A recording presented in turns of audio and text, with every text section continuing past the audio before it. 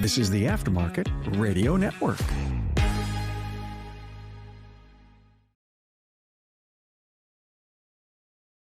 Welcome to another episode of Speak Up Effective Communication. I'm your host, Craig O'Neill, and in our episode today, we're going right back into the topic of communicating with our clients in need. In episode 058, I talked to my friend Helen who talked about a time in her life where, hey, automotive service was a little bit out of hand as a single mom and trying to make their way in the world. It was hard. And it's not always an easy thing for us to identify clients in need in the shop.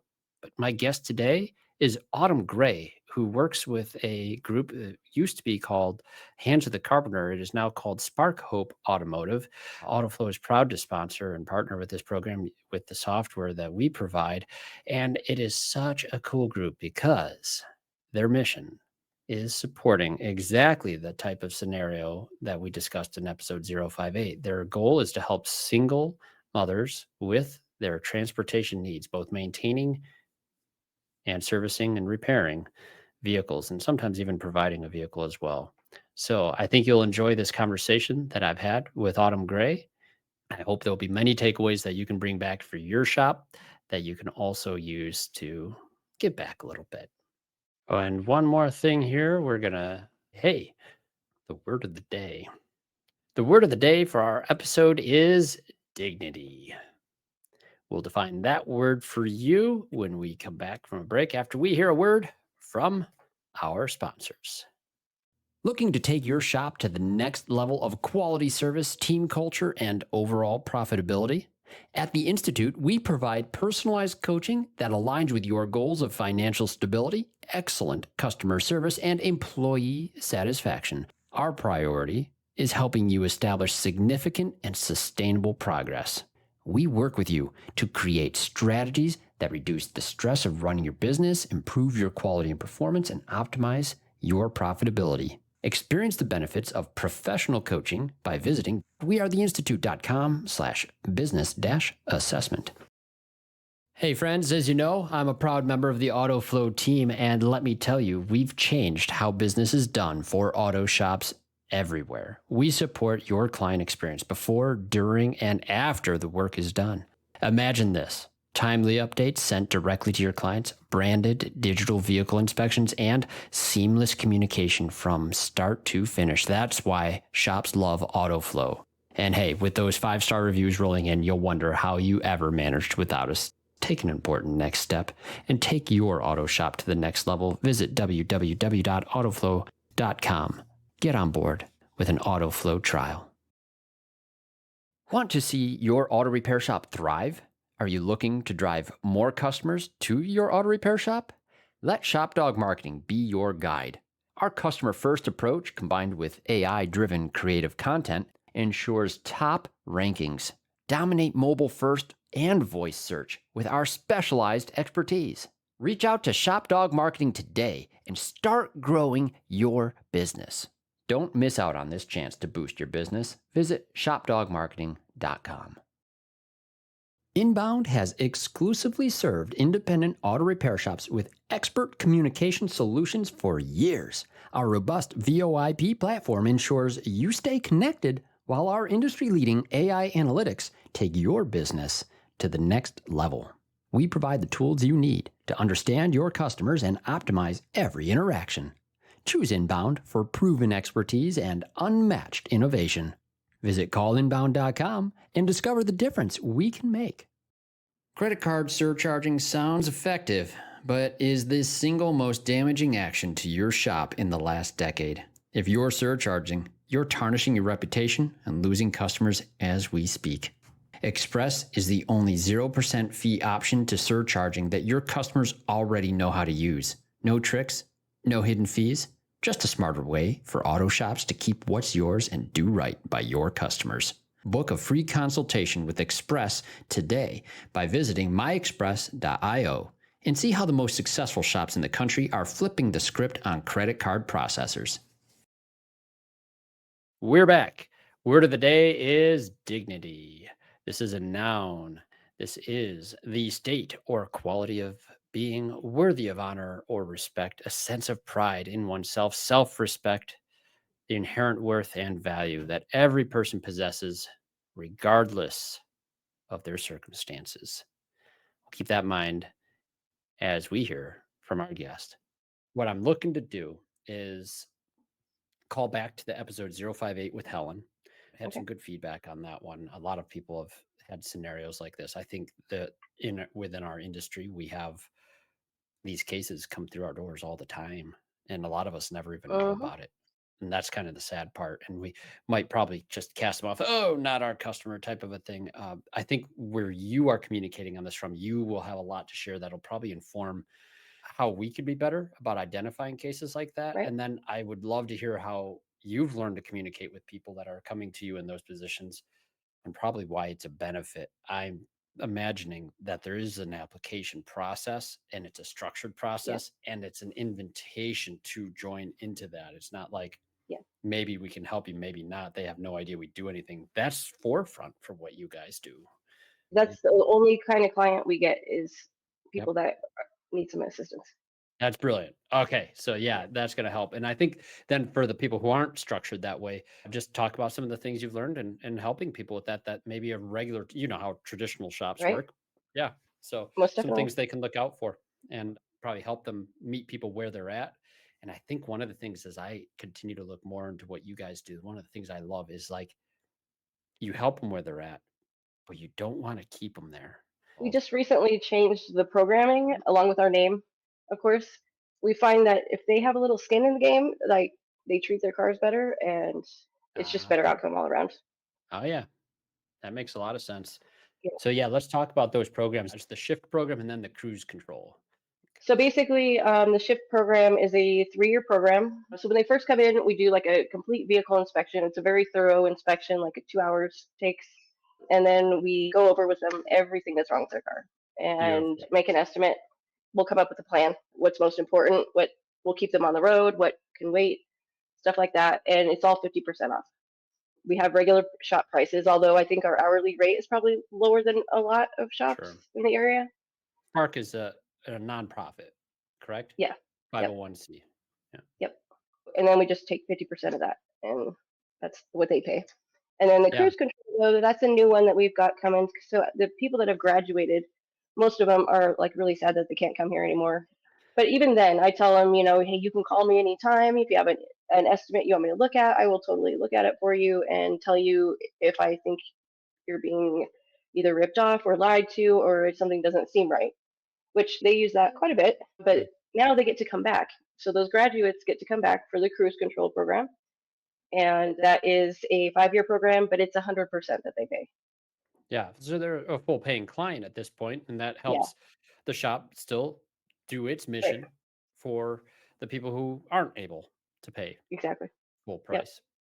Yeah, it's actually really cool because they get to be part of the solution for other people that were in a position that they were in too. That's Yeah, most really definitely. And we've even had ladies that come back and will end up donating their car later on to the mm, program because they've become into a position where they're able to get into a different car or a better car, and so they'll donate their car back to us. So that's really cool. that's a full circle Yeah. of giving there. That's really cool. Yep. Now, it's interesting because, yeah, obviously, in most cases, I would guess this would be a key question for you here, Autumn. A lot of times, the state of need that you're meeting people in, it is transitionary in most cases. It Yes. isn't always like this permanent position that they have. They're going through a tough spell. There's a way out of it. And they're Right. just, yeah, they get in the car to not be a part of their problem is seems like your mission. Absolutely. We have statistics finally of like either our program or having a running vehicle does for these ladies. I like statistics though. Everything's new. We just changed our name like a couple weeks ago, I was and so so glad everything's when you different. reached out the other day by email and let us know because you were formerly Hands of the Carpenter. And that's how Yes. I've always known you guys. And now it's SparkHope Automotive, which is really a cool name Right. for an automotive based charity. Right. It fits what we do, I think, a little bit better than before. What Not I liked about woodworking. the old name is people would ask questions, about it. Oh, It sure. invites questions, and we got to tell people about the program.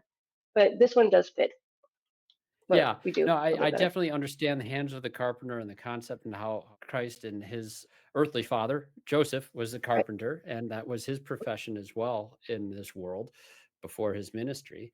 And it makes sense to me. And I think most people who are familiar with that. But yeah, this is an automotive thing. So Right. it's cool. Yeah. Yeah, I remember when you first emailed me about this position, I was like, "Hands of the Carpenter, what is that's an automotive place? Are you sure?" But yeah, I know. I was confused. Yeah. No, yeah, I came to know Autumn, and then let's while we look for statistics too, Autumn, let's mention briefly Uh-huh. here. Like we first met through my boss is always looking for things to do good in the world, and specifically within the industry. Hands of the Carpenter was one of the things that came across and was like something that we can totally support. So AutoFlow, Auto Text Me then became one of the partners that are providing software for the Mhm. organization. And it's been a great joy to be a part of that. And then, of course, there's other opportunities Yep. as well to contribute and do things. Yep. Use I that every guess, day. yeah. Oh, it is so good because I love it. You mentioned earlier how integral the inspection process is to the guidance that you're giving people who desperately need guidance, good counsel, good advice. You guys, because this is a charity, I feel like have already taken on what been taught by my coach. Bob Greenwood was my coach. He taught this professional responsibility to make sure the vehicle's safe, reliable, and efficient. And I feel like when it's a for-profit Mhm. shop, a lot of times people in the shop think their job is make business profitable, and they're not wrong. And in a Right. for-profit I get business, that too. especially. Yeah, I know you understand making balances meet and all this stuff. But sometimes that feels like the priority is put on business and it is less on the purpose that we have within this that does make the money. And one of the things I always try to get people to understand is the inspection is the job. The inspection's the job. And you guys take that so seriously because if you get something wrong on here, you Mhm. understand. We do. Hey, you might have helped them with one immediate thing, but you ignored this other major thing, then it's no good. Right. Well, exactly. And like, well, we have our placement program too. So if they bring in a car that we think they should Mm, not even put another dime into, we definitely let them know. And so we definitely can't be wrong about that. We don't want them to put a bunch of money into a car and then we miss something major and they have to put a whole bunch of money, more money in, or they have to get another mm. car. I mean, that would just be devastating for a lot of these women. Yeah, as a ownership is a requirement as well. You guys aren't providing Yes. cars. Sometimes you get one donated that you'll be able to probably pass along, it sounds like, but that Right. isn't We sell necessarily. them also at half off.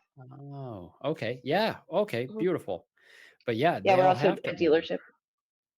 Got it.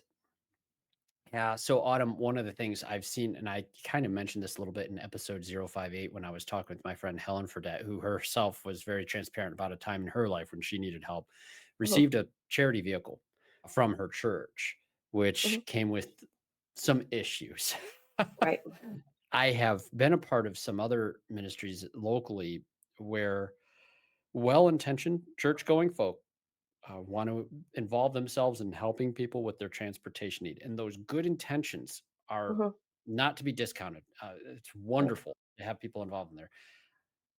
What I ran into in most of those cases were not automotive professionals.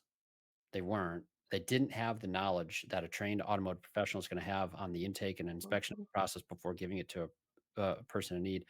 And disaster would occur. Yep. I remember one case very clearly where a Dodge Grand Caravan, back in this is early aughts, and a lot of us in the industry understand Dodge Caravans. Back then, a lot of transmission issues. That was my specialty, Oh yeah. and it was shortly after they gifted the vehicle to this lady that transmission totally just failed, and the filter had clogged up with torque converter clutch material, and those things failed in such a Uh, spectacular way.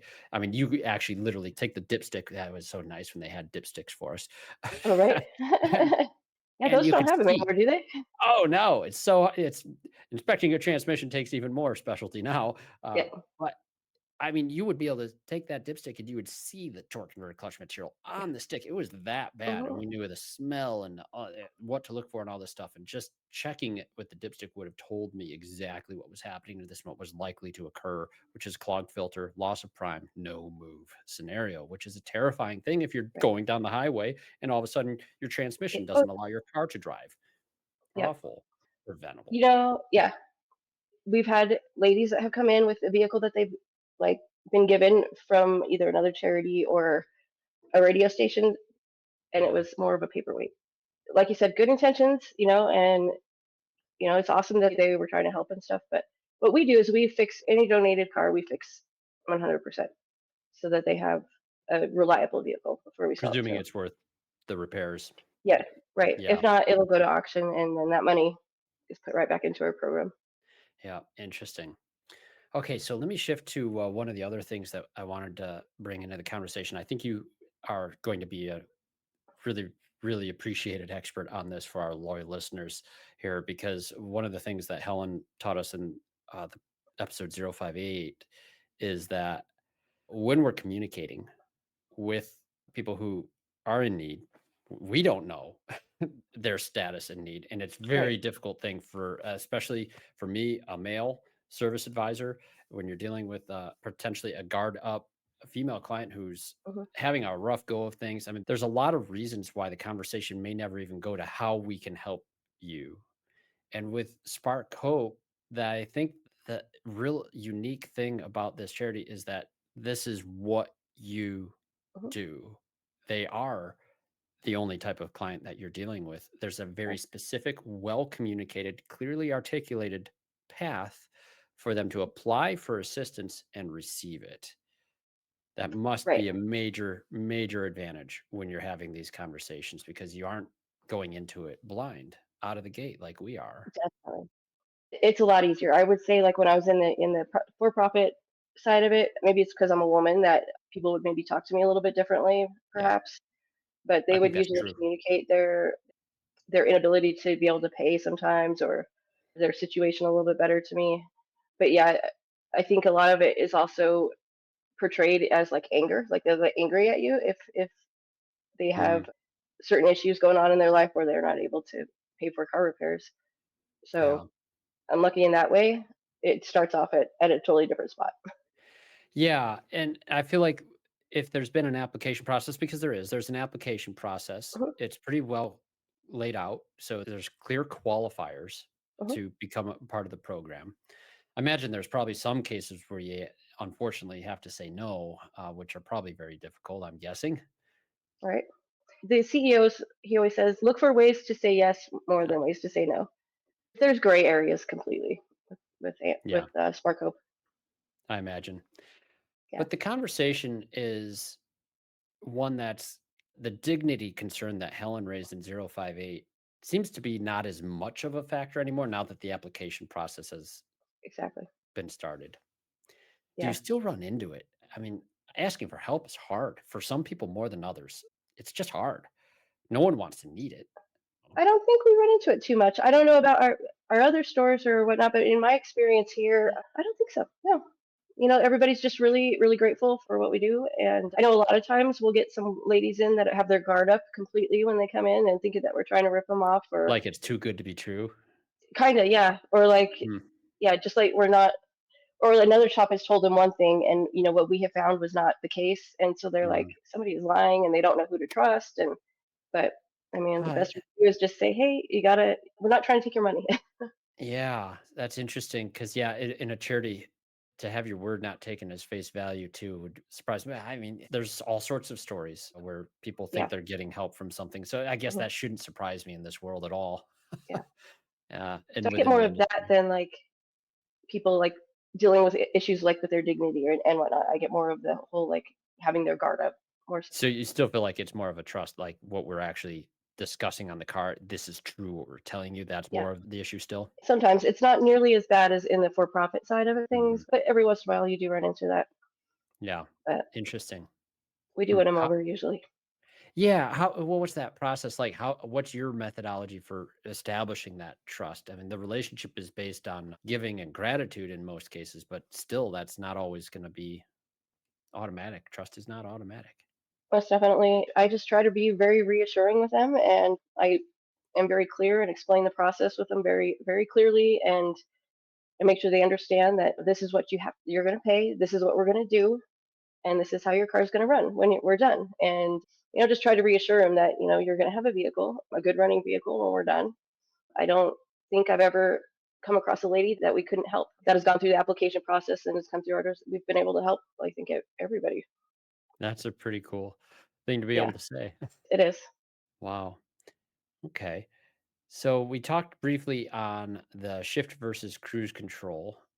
I guess one of the things that I'd be interested in hearing about is another story, perhaps, on not with anyone's names, but an example of a case where you saw someone initially they were in the shift program, as you would label it now, where they needed help with the repairs. They're paying the discounted rate, but now they are on more firm or solid footing, able to do 100% pay on themselves. What's that process like? And what's Well, your perspective on it too? And how does it feel when you see it come full circle? As what I'd like to hear.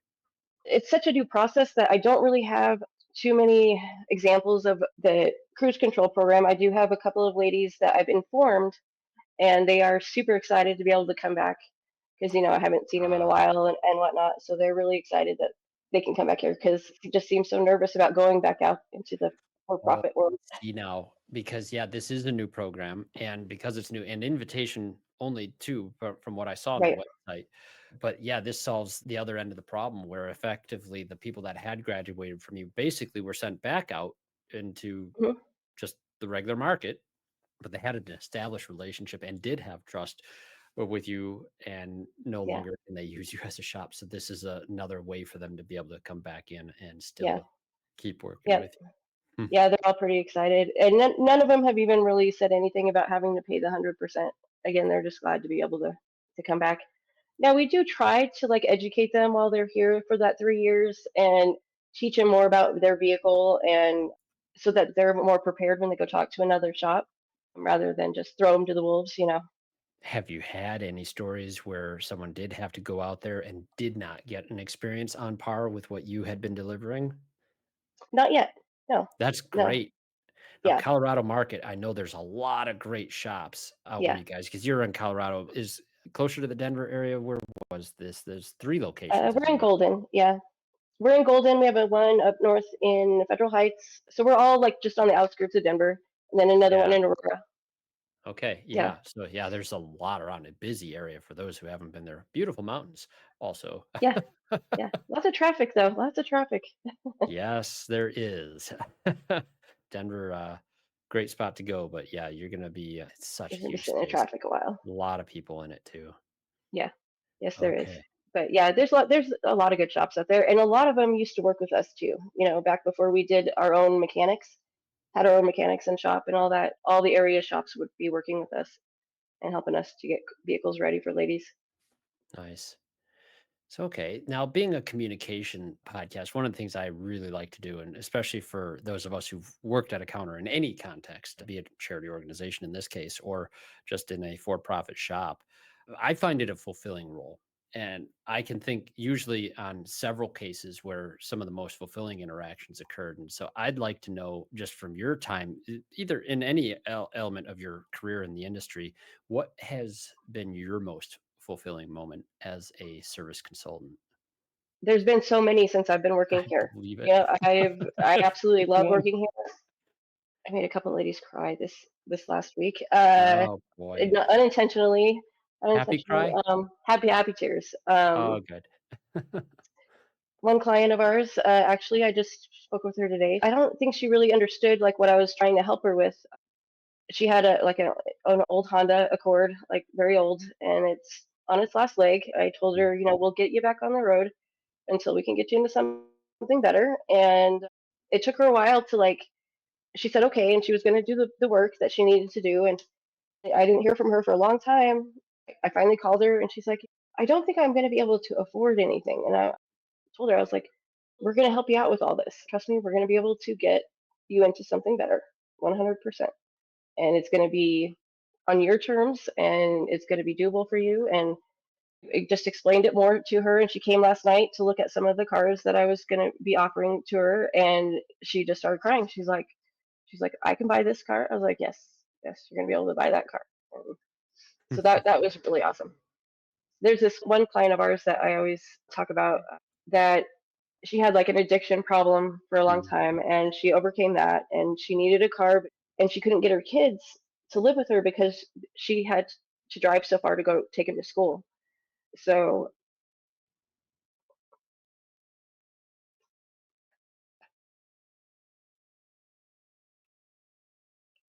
sorry, this one always makes me cry.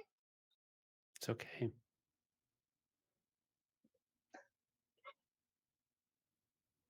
Anyway, um, so we got her into a car, and she got her kids back, and now they're in the Air Force, It's a great Air Force town over there. I know it is. Wow. right? So that was Mm. a good story. I always like that one. Ah, yeah. Nope. You got me here too, Autumn. Oh, that's beautiful. Oh, what a happy thing to be able to be a part of. What a beautiful missional purpose in that. Thank you for sharing that. Oh my Uh, gosh. Well, Autumn, this is one of those things. yeah, It's very moving. This is a powerful thing. I feel like this is sorry. the heart of the industry. It is the heart of our industry, though. I know that most of the shop owners I get to work with on a day-to-day basis, they hear stories like this and they think, oh, yeah, they probably even have some Mhm, stories where they were able to help. And it wasn't necessarily they set out at the beginning of the day to do that, but it's always been on their heart. They want to do that. It's harder maybe to find the opportunities in right, some cases, or they're yeah, doing something like this. I guess for those that are out there right now that hear your story, hear how fulfilling that is for you, and want to be able to give back in this way, right. what can we do to start something like that in our own communities? Is there something that you've seen that just is a very easy way for even a for-profit now shop that could start doing something like this? I know there's not many places out there like us. I don't think there's Yeah. anybody that goes to the extent that we do at all. Well, the overhead is so high at a shop, I mean, it's a lot of money to do something like this. So, if you have somebody that's struggling, anytime that you're able to give any kind of discount, I think is very helpful for these ladies. And if it's not gonna, hurt business or whatnot, I mean, in my opinion, just the way I feel, if you have the ability to help somebody out, why not? Yeah, I feel like the why not for a lot of shops is the fact that they're just unaware of the fact that someone who's in front of them right now is in Yeah, that situation. And I feel like that's one of the most tragic things I run into this. In my study of communication over these last several years, especially, I can sit and observe conversations happening and hear where details are withheld and to yeah, start to see when details are withheld, how confusion comes in, or doubt, or a lack of trust. And definitely. it's almost like it's the plot in any sitcom that you ever see or a comedy show is like there's always a key lazy plot line in some Right, comedy shows is like, I'm not going to tell so and so about this thing. And then everything that goes awry because of not knowing. And then, of course, the solution comes later on when that is revealed that there's this thing all along. right. I get it, right? Like a lot of people aren't going to have the communication there. And I think that for me, as I thought about this episode, as I thought about what Helen said, one of the things that I saw that just stood out more than anything else is the missional purpose is put out there. It is actually Yeah, communicated up front that if this is the situation, here is the process. We've created it. There's an application process you can apply and then we can review and we can do our inspection, make sure the vehicles hmm is this, and this is how it's going to go. And this whole sequence plays out rather, hopefully, beautifully, but not always the case on some cars. right. This is Oh, true. yeah. I don't know. Maybe asking more questions when customers come in. Just getting to know them a little bit more. I don't know. Maybe Well, you maybe heard shops Helen's can have their own, episode. because like when yeah, Have their shops have their own what? I know. Like when we first, like years ago, when we first got our shop, we had the for-profit and the programs at the same time. I don't know if shops are able to ever do something like that, where they maybe have a couple of clients a year or something that they're able to help out. Who knows? Yeah. Something like that might Yeah, be I mean, doable. there were some cases too where, in my experience, the client would divulge their circumstances and that why they couldn't pay a bill or that much or whatever. And it's like, you know what? I'm really glad you mentioned that for us here. One of the things we do try to do, but it was always like, oh, I would have never expected this sort of thing. It wasn't something we Yeah, wore out there or presented or anything at all. It was just Like, hey, I had conversations with my dad and grandpa's like, hey, this is something I'd like us to be able to do. And occasionally when someone came into a state of need, it's like, okay, yeah, we can do it in this case and that sort of thing. And that was kind of the end of it. It wasn't structured. It was more reactive Yeah. to a very specific circumstance that the desire might have been there, but the need wasn't there and we didn't have a process for it. So yeah, it's Yeah. definitely a I think it's process it's thing. definitely more of a problem than you even realize. I think there's a lot of people out there that can't afford car repairs. Oh yeah. I mean, it's my assumption today. I mean, back then when I was doing this and still meeting people in need and seeing people cry in front of me, we were talking 18 to $2,200 repairs were the just like absolute worst case scenario end of the story for this car type cases. We see Yeah. $10,000 repairs now. Oh yeah. It's crazy. Yeah. Yep. And the vehicles are $60,000 or $50,000. $30,000 cars are getting scarce. What happened? Like, how did that happen so fast? It seemed like it was like almost overnight. Yeah. Well, when you're sitting there too with the housing costs, well, the story I would hear is like, I would love to be able to buy this, but it's going to be my car or the house this week. And it's like, well, we want you to keep your house. Yeah. Let us help you Right. with your car. It's just Yeah. that way. So, Yeah. looking at it, some additional questions I wanted to raise into this.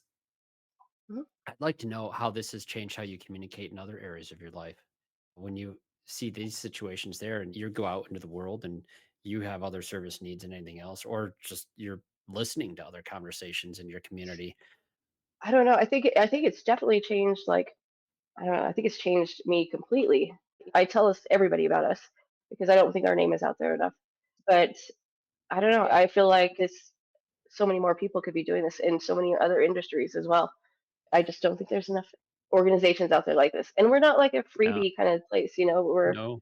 people pay money, and which I think is the best way to go because they take so much better of their car if they are paying for repairs and Well, you paying for the mentioned car. this earlier. Yeah, when they have some skin in the game too, and one of the things like the language that you're using here is you're working with them rather than just Yeah, helping, is yeah, what I've noticed. And that in looking at it now, I just think like we talk on the dignity issue. I think that that's one of those things that specifically preserves all of that. And this whole process makes this a lot easier of a we're eye to eye on this. It's not like we're sitting above here reaching and stooping to help you. It's that yeah, we're your partner yeah, in this.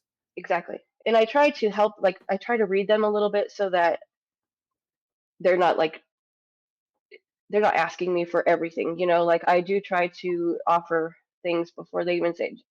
As far as that whole dignity part Mhm. goes, you don't really want them to feel like they're being either like too needy or whatnot. I mean, because they're not. I mean, I understand that these are real issues when your vehicle has problems and you have no ride, and Mhm. um, but I do try to offer up all this, anything I can in any way, Yeah. really. And you get the information that you need without being intrusive. Yes. Yeah. Well, yeah. They've already told us their story in their application typically, but a lot of them will open up to us like the second they walk in the door. So Yeah. It's interesting. Yeah. Because the application process handles a lot of the story and the condition of the need, but it really becomes a lot more about the vehicle, doesn't it? After yeah. the process is initiated. Yeah. Yep. It's all about the vehicle. Is it a good vehicle? I would say it's about 50-50, like the kind of cars that come in here. A lot of them, they're not worth the repairs. They need a lot. Yeah. But, Frustrating to and we see try to, because it is. And a Mhm. lot of it is maintenance. And, we try to push that a lot. We're like, change your oil. It is the best thing you can Oh, do for a car, your easiest thing to keep it going. I mean, it's just what you need to do. Just change I your oil. hadn't really thought about that, but that's like, yeah, of course. A lot of the times I'm always thinking on this topic too. It's always like a breakdown scenario, but they need help with the Yeah. maintenance, Yes. literally Because then their making a car will plan, last. right? Yeah. Yep. Hmm. We teach them how to maintain it, the importance of maintaining it, so that they don't end up in the same situation that they're in when they first came to us. Man, and see, this is where it's really helpful, Autumn, to have this conversation because for me, I can tell even as I've been discussing this, I'm always thinking already of the breakdown moment as part of the issue, and then we're going to help fix problem, right? So much more it sounds like of what you do is that long-term care, helping Yes. them understand what it is they need to do. So you're literally educating Yes. and making a plan. I would say that this actually fits one of the terms I've started using instead of like this do it for me business model like a lot of shops have. It's this manage it for me. And in this case for you, it's even more specifically not for me, but manage it with me. Right. Definitely. We do like them to understand why we're telling them to do the things they're doing. I'd rather have them understand why I'm telling them this is how much it is, rather than just say, here, this is what's wrong with your car, figure it out. Or, Yeah. And I I know do try to plenty of tell them shops. why. Yeah, and a lot of times we see financial objections in shops all the time. And sometimes this is the a clue that never gets divulged fully. We hear a financial objection and we think, well, that's your problem. Right. And that's the end of that. And frustrating that would probably be. Uh, Tough stuff. To me, that's difficult because there is a lot of room in pricing of automotive repairs. There is some wiggle room there that you can Hmm. work with people and not lose money. Yeah. So, No, I think that's one of the hardest things. Like, there's a lot of shops that want to be uncompromising in right. quality and even offering a lesser repair. And there's valid reasons for it. And you probably run Yeah. into this too, I'm guessing, in an earnest desire to help save money. There's a difficult compromise that happens to come Yes. into things like, well, we can make it more affordable right now, but we'll use this part, which isn't going to last as long. And every Mhm. time I feel like this is true for me, tell me if it's true for you, Autumn. Every time we made a compromise on a part for quality, bit us in the butt. Every time. Every Oh time. my goodness. Yeah. And you know How do you better every navigate time, this? and you still do it. Yeah. Out of the best We try not intentions. to. Yeah, But definitely. yeah, when you say there's wiggle room, you're not specifically discussing dipping down in the quality No, standards, no. I'm talking about more of like a profit side, profit side. Yeah. Nice. but that's just me. No, yeah. Hey, this is the nature of charities on this. Now, you're Right. not only being funded by the individuals, of course, that are coming in for the vehicles. You have No, donors from other areas as well, correct? most definitely. Our vehicle donations are probably our biggest moneymaker, or that's what brings the most money in is our people donating their vehicles. Yeah, But tax we definitely have our gala is coming up as well. That's our huge fundraising the event Heart of for the Hope year. Gala I saw on the That's website, it. correct? Yes. So, okay, that's Saturday, November 15th. And where is that? Arvada? Correct. Yes. Tickets are for everybody. If anybody wants to come to our gala, it's a fun experience, fun shindig. Nice.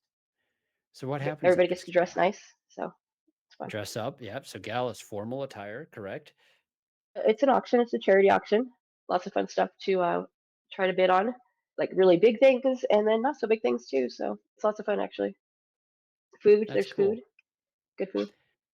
Excellent. Okay. And they're looking for sponsors still, am I understanding? Absolutely. Yes, they are. So anybody that would like to be a sponsor, just go to our website and check it out. That is sparkhopeautomotive.org, Yes, it is. That's right. the new website. Our new website. Oh, it's beautiful. Well, Autumn, thank you so much for sharing some of this. Did we miss anything that we wanted to talk about today? Or is there any other things you would like to talk about in your role as a service consultant Um, or why you came to love working with Spark Hope and what they do? well, well, I've been in the automotive industry since 2006, all for profit. Like I started out engine Sure. building and then was a technician and then went to service advisor. And it wasn't until then that I realized how expensive like vehicles repairs are. Like it's insane how expensive they can be. I had no Hmm. idea before that. Working as a tech, it just you weren't really even I concerned didn't with the know how much they cost. paid. Yeah, no, I didn't realize how Yeah, much of a markup there is or how much, the hourly rate was. I just didn't know. I don't know why. I never even thought to ask. I took a little bit of time off to have a baby, and when I came back, a friend asked me to come help him start his shop with him, and I just had such a hard time like charging people full price. So this was right down my alley. I was like, when he called me, I was like, this is perfect. This is the perfect job for me. So, were you one So of those love it. service advisors that sold from their own pocket, so to say? It was hard to wanna, like, Oh yeah. just sell what the true Oh, I value of the always service marked down the were? parts and like, Oh, yeah. no. I'd always mark down the parts, and I just had such a hard time. Like, just charge me full price. It was hard. Yeah, I So know I that like this place a lot better. you've got a heart of gold, and it can be a really tough spot when you're the front facing Yes. person meeting the public, and you see the need and you see the pain that it costs Yeah. on auto repair. It does. And service advisors everywhere. Autumn, you struck on a nerve that's, I believe, universal. It does. It is an understated stressor for the service advisors. We are the harbingers of bad news in so We many are. days. I mean, Yeah. to be the guy that has to tell them the cost of the thing, whether it's literally keeping a single mother from being able to have her kids back, or if it's just ruining someone's family vacation that was going to go down as planned, it can Right. feel bad when you Yeah. have to give that sort of news. And what I did find for myself, and I think this obviously is what you're saying is true for you too, having some structured form of actual charity to give back gives a conduit for a respite even for our own hearts that are broken I every would day having to give this news. that's a good idea. Yeah, that's a really good way to put it. I think that would be a great idea for Yeah. any shop. Yeah, Yeah. because not Me everyone and has an my opportunity to be a service advisor in a charity. right. We can't just Yeah. ship all of our Yeah, no, service I'm advisors very there. lucky. Yeah, I'm very lucky in that respect, for sure. My husband, he works at another shop, and so we're always like talking about like how much they charge and whatnot at their Mm, shop, and I don't know, it's just I'm just so glad I'm not in the for profit side so much anymore. yeah. No, and we should be It's so tough, fortunate that those of us in the for-profit side have enough clients who can afford full price. right? I don't Well, and see. obviously there are people like that that can afford it because otherwise they wouldn't, shops wouldn't thrive like they do. No, they wouldn't. Yep.